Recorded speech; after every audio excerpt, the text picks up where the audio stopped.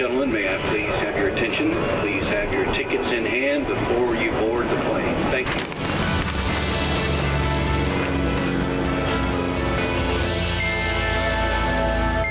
Hello and welcome. I'm Johan Castell and you're watching Wings.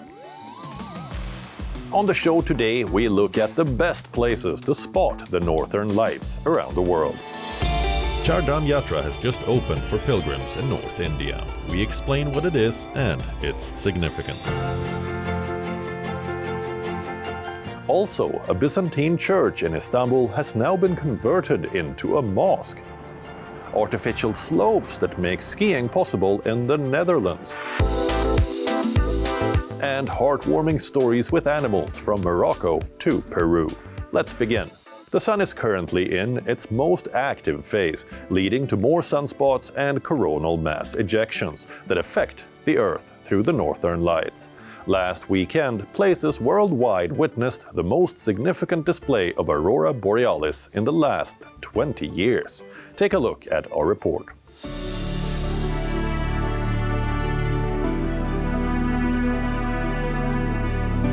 These were the sights of the spectacular Aurora Borealis displayed all over the skies last weekend. From places like the United States, the United Kingdom, Germany, Switzerland and Ukraine, just to name a few.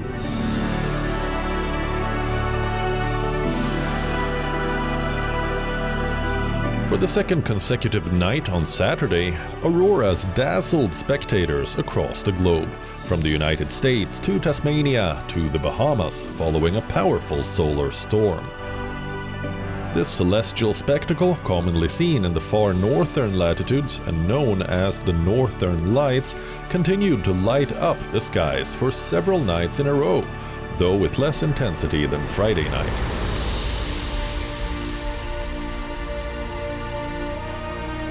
In Vancouver, Canada, hundreds of people rushed to the beach to get a glimpse of the Northern Lights covering the sky above downtown. Spotting the Northern Lights is not unusual for destinations in the Northern Hemisphere, but this event caused Aurora Borealis to go as far south as Florida.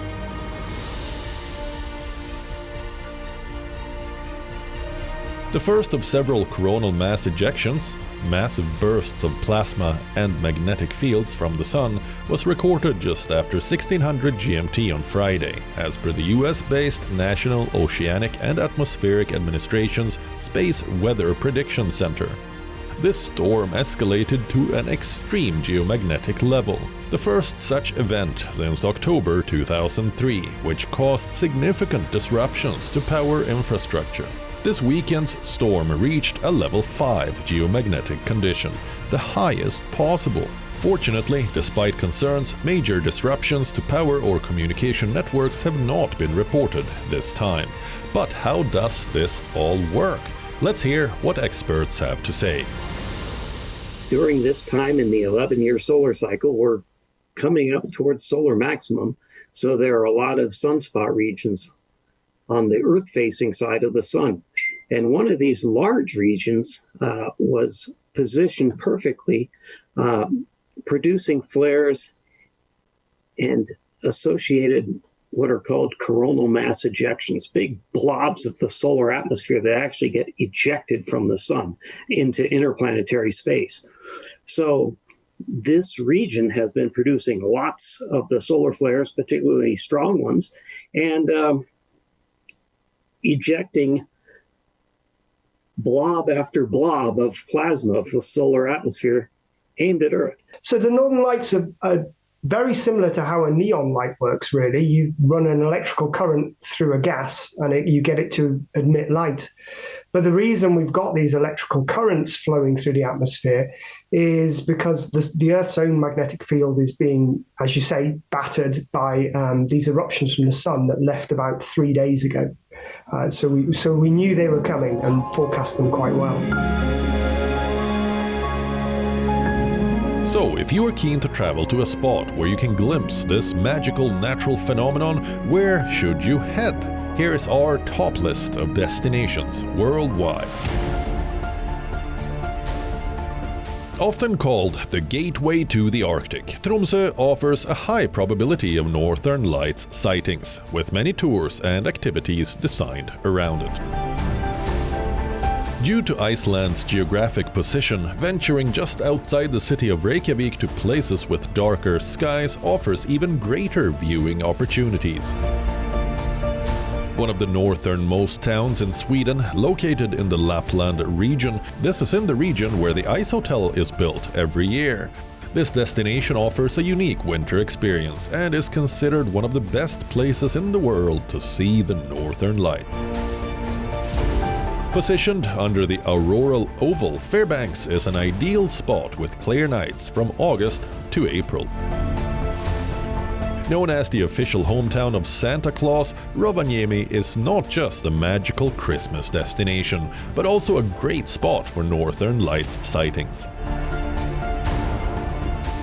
When planning a trip to see the Aurora Borealis, it's important to remember that aurora activity is unpredictable and sightings are never guaranteed. However, visiting these locations during the optimal months increases your chances of witnessing this incredible natural phenomenon.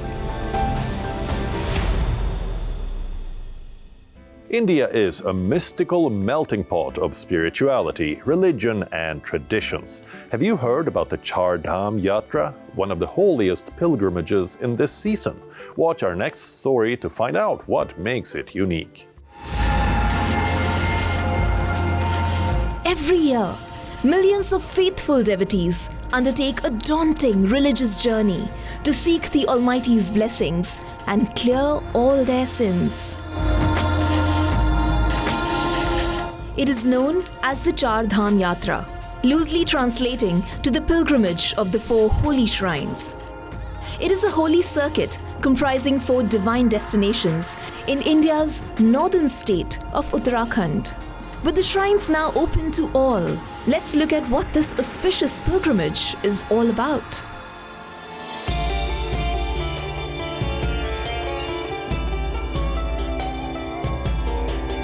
Since it's believed that one should complete this journey in a clockwise direction. It starts from the Yamunotri shrine, but to reach the shrine, you must take a long trek for a few hours from Janki Chatti. It's a small town with holy thermal springs that the devotees dip in. They then move towards Yamunotri temple, the main shrine that sees thousands of visitors yearly. The temple is dedicated to goddess Yamuna and sits in a narrow gorge. A dip in the river here is said to protect one from untimely death. Devotees either walk or use means to reach the temple and seek the blessings of the goddess, feeling energized to visit the next shrine on the list, Gangotri.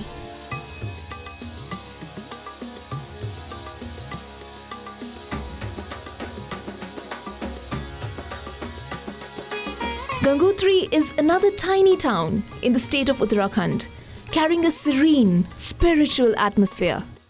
At its heart sits the timeless Gangotri temple, dedicated to the Hindu goddess Ganga. According to Hindu legends, the most sacred Ganges river descended from heaven to earth at Gangotri, when Lord Shiva realized the mighty river from his locks. The devotees thus consider the shrine as exceedingly holy. Another holy site is Pandav Gufa, or the Pandav Caves, an ancient natural cave 1.5 km from Gangotri. It is said to be the location where the 5 Pandav brothers in the epic Mahabharata stayed in exile and meditated.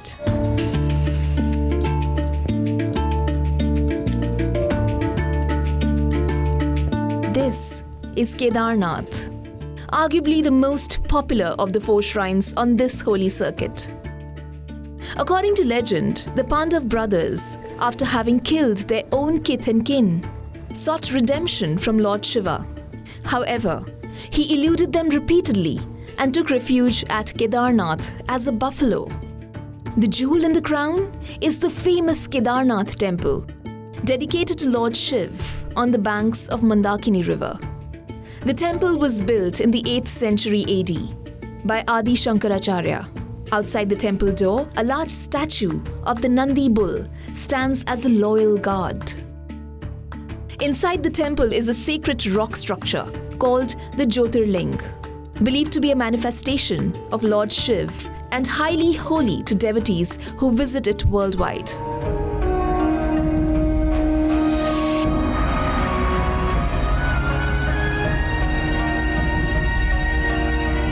The last stop on this pious pilgrimage is Badrinath. The place gets its name from the local word Badri, which is a type of wild berry. It is said that when Lord Vishnu sat in penance in these mountains, his consort, goddess Lakshmi, took this tree's form, giving him shade from the harsh sun. The main shrine here is the holy Badrinath temple, dedicated to Lord Badrinath, another form of Lord Vishnu, and sits by the banks of river Alaknanda. As per legend, the main idol in the temple was discovered by Adi Shankaracharya in the Alaknanda river. The worshippers offer the devotion in the hope of being blessed and conclude one of the holiest pilgrimages in Hinduism. Over to Istanbul, Turkey now, a city where cultures and religions converge, and its rich historical tapestry continually evolves.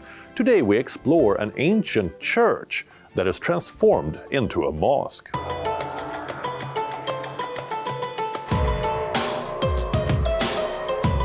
This is Istanbul in Turkey, a melting pot of different cultures, religions, cuisines, and traditions. Once one of the 5 centers of Christianity, it is today home to a sizable Muslim population.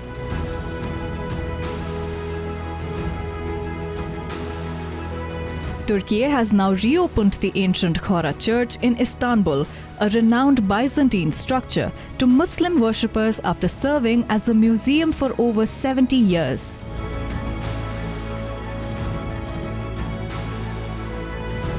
This marks the second major conversion under President Tayyip Erdogan, following the transformation of the Hagia Sophia into a mosque in 2020.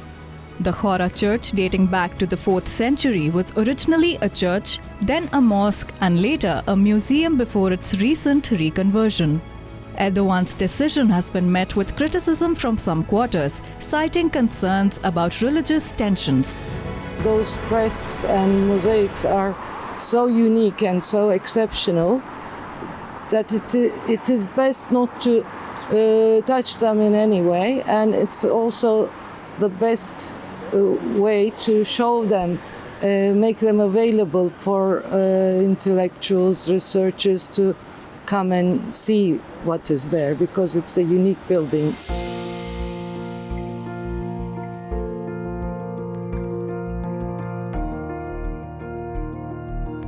Although the mosaics of Jesus and Mary within the Khora Church remain, for the visitors who have come, there are mixed feelings. I mean, it seems to be a political kind of gambit. It's a bit of a shame when you see, devout women who have come here to pray and they're told they can't even go into the main kind of narthex area. I don't know. It's the same thing with Hagia Sophia. In the old museum section, everything was also largely preserved. There was a small section reserved for prayer. At the end, they didn't tear everything down and turned it into a mosque. We went into the small section and prayed. There is no harm either. People enter with their clean feet after performing their ablutions. They pray, visit the other sections, and then leave.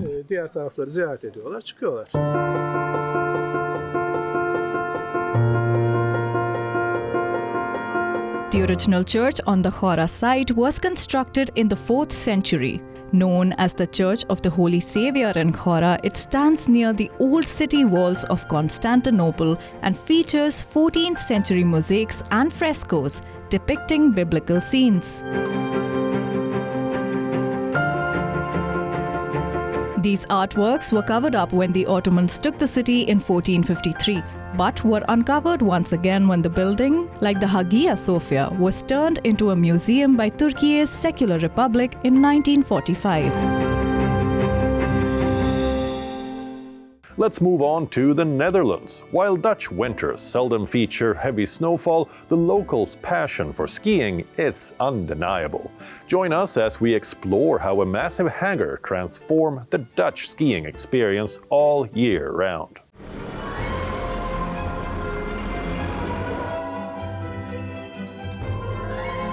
This is the Netherlands, known for its vibrant tulip fields and, of course, the capital, Amsterdam. Although the country only sees snow a few times a year, many Dutchmen love to ski. Usually they travel to other countries to get their ski fix. But there are also ways for them to satisfy their urges without leaving the country.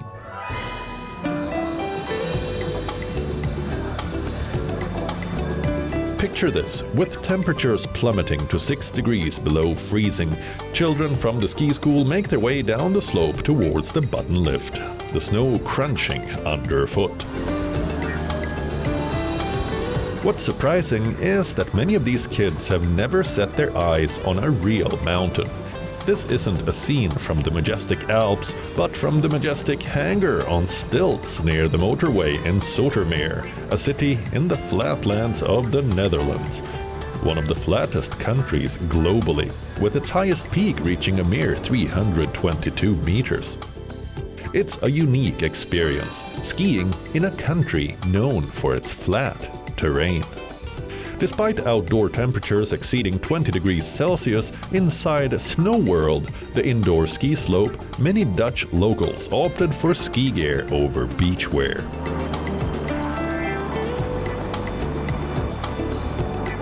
This dedication to skiing is remarkable, considering the Netherlands' scarcity of natural slopes. The country boasts the highest number of indoor ski centers per capita, with 7 facilities. There are also over 15 artificial ski slopes and 60 ski carpets in the Netherlands. For the people who visit this indoor facility, there are mixed reviews. I mainly ski for my mental health.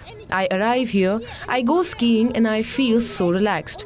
It's as if I'm doing mindfulness. Well, compared to skiing in the mountains, it is a bit boring after 2 hours, but it's 20 minutes from the place where we live, so it's a nice option.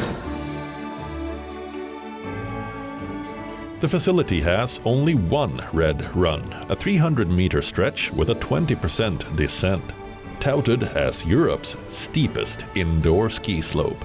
The center also offers 2 blue runs and a green, catering to skiers of all levels. From ancient rituals to cultural extravaganzas, there is rarely a shortage of festivals honoring something human. But do we celebrate our 4-legged earthlings enough? Watch our next story to learn how some furry animals are celebrated worldwide.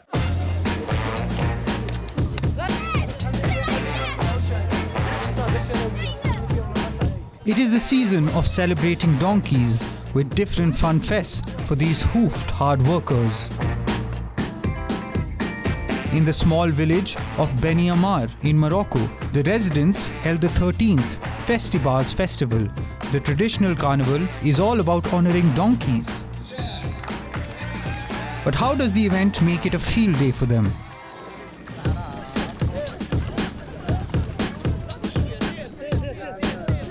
They participate in a competitive race with their riders, speeding through winding roads to a cheering audience.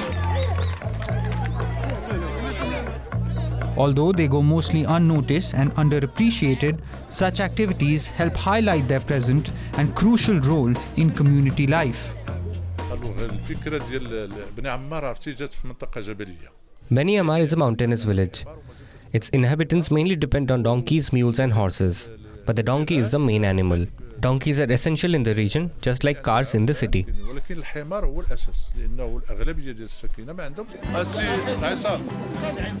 But it's as much about style as it is about stamina and speed. There is also a dress-up contest for the most presentable donkey held here. From bright drapes to floral additions, the donkeys make for an adorable sight, and the final winner bags a special prize and people's hearts. The annual festival returned after a 4-year hiatus due to financial reasons following the pandemic, but the day for the donkeys is now here to stay.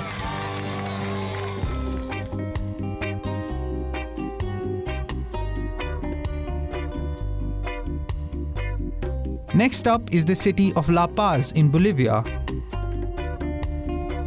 The UN has designated 2024 as the International Year of Camelids, and La Paz enthusiastically kicked off the festivities. It celebrated species like llamas, alpacas, vicuñas, and guanacos, all found in Bolivia's Andean territory and crucial to people's livelihood in the region.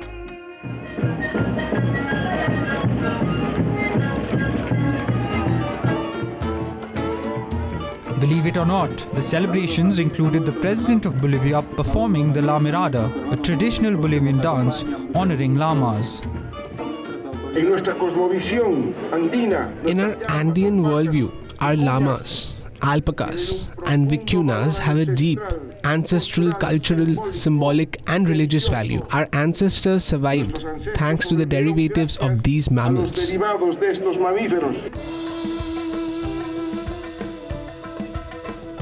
The event featured a fashion show with beautiful camelid clothing and an exhibition of camelid products that remain in demand worldwide.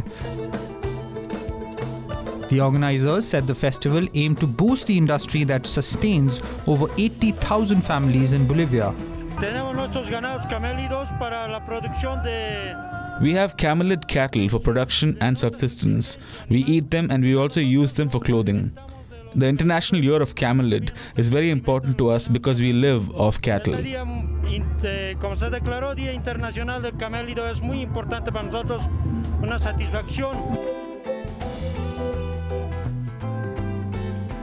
With the UN marking out the global importance of these furry animals, their underappreciated yet crucial role in sustaining livelihoods is getting due recognition. That's all we have for you on the show in this week's program, but we'll return again next weekend with another episode. Until then, it's me, Johan Castell, signing off. Goodbye.